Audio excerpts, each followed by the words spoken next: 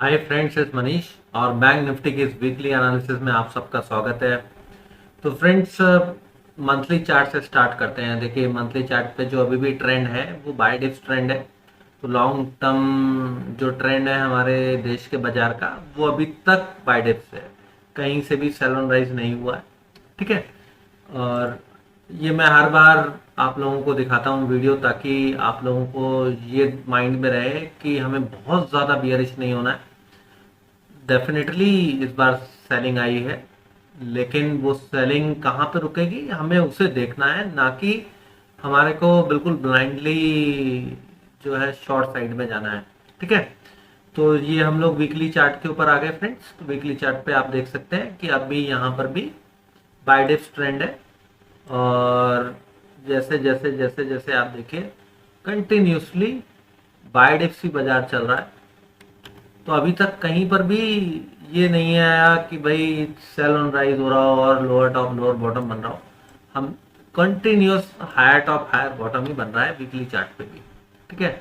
और weekly chart पे एक चीज और ध्यान देने वाली है फ्रेंड्स, कि देखिए लास्ट कई वीक से, एक दो तीन चार पाँच पाँच वीक से कंटिन्यूस अप ट्रेंड चल रहा है। तो जैसे हम लोग गिरावट के वक्त बात क्या करते थे कि काफी वीक से गिरावट आ रही है, तो इस तरीके से अब जब अप मूव भी कंटिन्यूस आ रहा है तो उसके अंदर पुल बैक तो डेफिनेटली आएंगे आएंगे। इसलिए मैंने लास्ट एनालिसिस में भी बोला था कि यहाँ पे लॉन्ग मत कीजिए फ्रेंड्स, यहाँ से गिरावट के पूरे पूरे चांसेस हैं।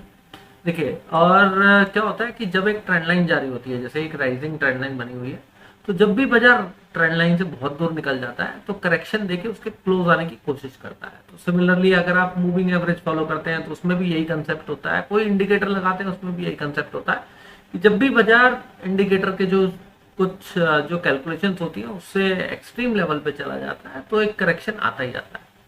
और ये ऑलमोस्ट 90 डिग्री का एंगल बन गया, तो 90 डिग्री के एंगल में मैं हमेशा बोलता हूँ कि उसमें करेक्शन आएगा ही आएगा फ्रेंड्स। ठीक है। तो ये वीकली चार्ट पे इसलिए करेक्शन आया। अब हम ये समझते हैं डेली चार्ट पे आके कि अब डेली चार्ट पे हमारे लिए इंपॉर्टेंट लेवल्स क्या हैं, हमें कौन से लेवल्स को ध्यान रखना है और हो क्या रहा है बाजार में। देखिए फ्रेंड्स, ये एक सी एंड एच पैटर्न पॉसिबल है बनना। तो अगर ये सी एंड एच बनता है तो वो कुछ इस तरीके से जाएगा। ठीक। मैं इसे रिमूव कर देता हूँ, थोड़ा सा और क्लियरली एक्सप्लेन करते हैं। देखिए, ये जो पूरा जोन है 43,650 से लेके 43,100 का, ये अभी एक रेजिस्टेंस जोन बन गया फ्रेंड्स। ठीक। क्योंकि इसी के ऊपर हमें ब्रेकआउट मिला था, ये ब्रेकआउट फेल हो गया। अब ब्रेकआउट फेल होने के बाद बाजार क्या कर सकता है? देखिए, बाजार ज्यादा ज्यादा ये कर सकता है कि यहां गया और फिर उसके बाद आके ये जो ट्रेंड लाइन है, ये जो राइजिंग ट्रेंड लाइन है, इसको यहाँ पे आके टेस्ट कर लिया। तो हमारे लिए इंपॉर्टेंट लेवल क्या होगा? हमारे लिए ये पूरा जोन इंपॉर्टेंट होगा। ये जोन कहाँ आता है फ्रेंड्स? 42,000 से लेके 41,860 तक का, 42,000 से लेके 41,860 का ये जो पूरा का पूरा जोन है, ये अब एक इंपॉर्टेंट जोन बन गया हमारे लिए। तो अगर नेक्स्ट वीक बाजार हमारे को 43,100 के आसपास मिलता है तो वहाँ, और ये थोड़ा सा हल्का सा ये भी हो सकता है कि ये थोड़ा सा इससे ऊपर की तरफ जाके नीचे गिरे, तो हमारे लिए जो नेक्स्ट इंपॉर्टेंट लेवल हो जाएगा वो 43,300 के करीब हो जाएगा। अगर बाजार 43,100 से लेके 300 को अगर क्रॉस नहीं कर पाता है तो फिर फ्रेंड्स हम वहां पे पुट साइड में पोजीशन बनाएंगे। और हमारा जो टारगेट होगा वो होगा 42,000 से लेके 41,870 तक का। अच्छा, पहला टारगेट तो डेफिनेटली ये लो हो गया 42,640। ठीक है। ये भी एक बहुत इंपॉर्टेंट सपोर्ट जोन है फ्रेंड्स, बहुत इंपॉर्टेंट सपोर्ट है, हॉरिजॉन्टल सपोर्ट है ये। और यहीं के आसपास बाजार ने क्लोजिंग दी है, तो मैं इसलिए एक्सपेक्ट कर रहा हूँ कि फ्लैट खुल के ये डायरेक्ट ऊपर जाएगा या डायरेक्ट गैप अप यहाँ पे देगा, तो यहीं से फिर शॉर्टिंग अपॉर्चुनिटी बनेगी। यहाँ पर आप डायरेक्ट शॉर्ट नहीं कर सकते बाजार को। ठीक है। और अगर ये यहाँ पर जाने के बाद रुक ही गया, मान लीजिए हो सकता है कि भाई मैं ये मैं ये सब रिमूव कर देता हूँ, हो सकता है फ्रेंड्स कि बाजार जो है यहीं पे कुछ जिगजैग जिगजैग करते हुए, सॉरी मैं इसी को लगाता हूँ, वेरी मच पॉसिबल कि बाजार क्या करे, इसी जोन में कहीं zig zag zig zag zig zag zig zag करके फिर ऊपर की तरफ ब्रेक कर दे। This is also possible. तो अगर इस तरीके का कोई पैटर्न बनता है तो फिर हम उस हिसाब से ट्रेड करेंगे।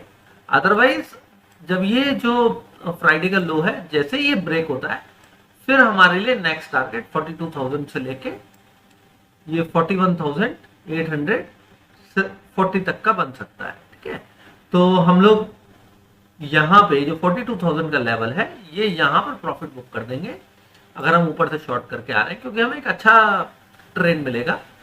और हमारे लिए जो बेस्ट अपॉर्चुनिटी रहेगी वो ये कि बाजार यहाँ जाए और सस्टेन ना हो और 43,100 के नीचे ट्रेड करने लगे, तो हमारे लिए स्टॉप लॉस छोटा रहेगा। जो लोग रिस्क कम लेना चाहते हैं वो लोग इस कैंडल के नीचे जब बाजार सस्टेन करे, जो कि कैंडल का लो है 42,582 का, तो 42,500 के नीचे अगर बाजार सस्टेन करता है 42500 के नीचे, तब ये 500 पॉइंट का ट्रेड ले सकते हैं। ठीक है, तो बाजार अगर डायरेक्टली कोई गैप डाउन खुल के 42,000 के आसपास वीक के स्टार्टिंग में ही चले जाते हैं, तो फिर फ्रेंड्स यहाँ पे देखेगा कि कोई प्राइस एक्शन बनता है और बाजार सपोर्ट बनाता है, तो फिर यहाँ से कॉल में बैठ सकते हैं। हमारा टारगेट 43,100 का हो जाएगा। ठीक, और 43,600 60 50 तक तो मैं कंटिन्यूस बोल के चल रहा हूँ कि ये नो ट्रेड जोन है, यहाँ पे ट्रेड करना ही नहीं है। ठीक है, तो जब इसके ऊपर क्लोज होगा तब हम लोग जो 44,100 और जो सारे ऊपर के टारगेट है उसके लिए ट्रेड करेंगे। तो आई होप कि आपको ये एनालिसिस समझ में आई होगी। तो अगर आपको ये एनालिसिस अच्छी लगी है तो फ्रेंड्स चैनल को सब्सक्राइब करके बेल नोटिफिकेशन को ऑन कर दें, जिससे कि आपको वीडियोस की नोटिफिकेशन मिलती रहे।